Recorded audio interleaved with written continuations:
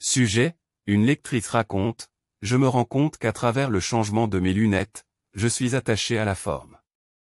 Je prends conscience que je cherche une nouvelle monture qui soit nouvelle, mais avec la forme de l'ancienne. Et bien évidemment, je ne trouve pas. Je me fatigue de cette situation, sans arriver à casser la forme. Comment avoir le déclic qui me permette d'avancer sereinement? Question 1. Quel autre message veut faire passer l'esprit à travers le changement de lunettes? La paire de lunettes permet à l'ego d'ajuster sa vue dans la matière. Mais lorsqu'il y a changement de lunettes, il y a également le message qui l'accompagne. Dans le sens que l'ego éveillé dans son mental doit prendre conscience de s'ajuster avec l'esprit. Pour ce faire, il est impératif que l'ego prenne conscience de la forme, voire de sa propre forme qui demande à être ajustée.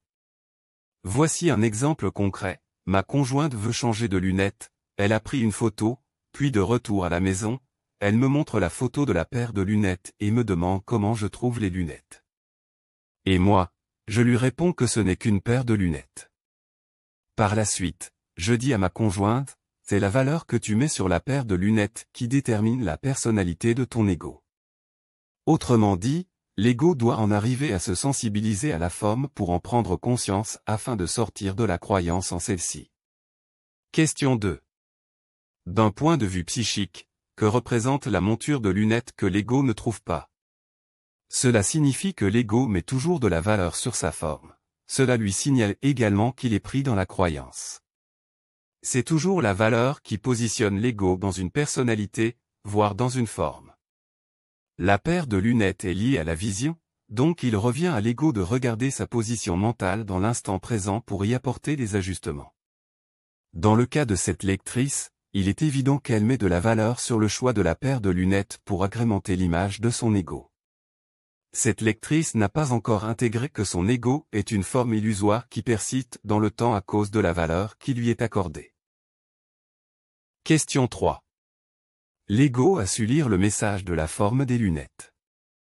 Qu'est-ce qui lui a manqué pour voir au-delà de cette forme?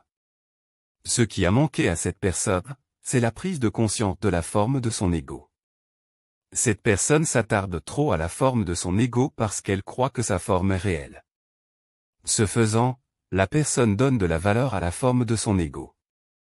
D'un point de vue psychique, ce sont les forces occultes dans son mental, notamment l'entité spirituelle de mèche avec l'entité primaire, qui insufflent leurs pensées pour faire croire à l'ego que sa forme est réelle. Il faut savoir que tout part de la pensée insufflée à l'ego par les parasites psychiques qui habitent son espace mental. Il revient à l'ego de les débusquer par la prise de conscience et de cesser d'acquiescer à leurs revendications suggestives via la pensée. Question 4. Comment casser la forme sans transfert de valeur? La forme se casse par une prise de conscience. Dans le cas de cette lectrice, il est évident que celle-ci autorise sans en prendre conscience les parasites psychiques à continuer de naviguer dans la forme de son ego.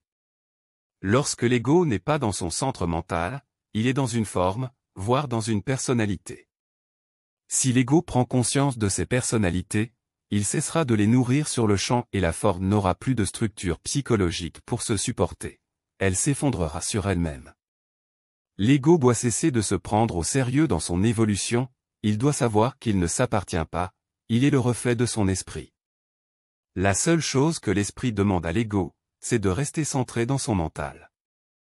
C'est ainsi que l'ego sera en mesure de casser sa propre forme en y mettant plus de valeur. Question 5. Qu'est-ce qui pourrait recadrer l'ego à l'extérieur de sa forme? C'est la prise de conscience qui permettra à l'ego de se recadrer dans son mental en se dissociant de sa propre forme, voire de sa personnalité. L'ego doit comprendre la mécanique des personnalités pour réintégrer son centre mental. Il doit savoir également que lorsqu'il n'est pas dans son centre mental, il est dans une personnalité, voire dans une forme suggestive.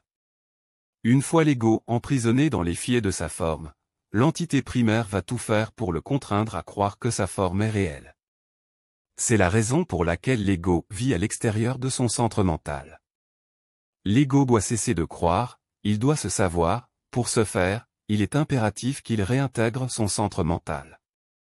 L'ego doit comprendre la règle de 3, c'est-à-dire le passé, le présent et le futur.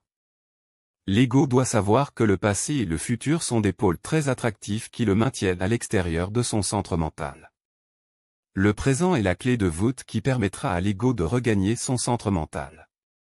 Fin de la vidéo avec l'intelligence artificielle au service des chroniques MTC.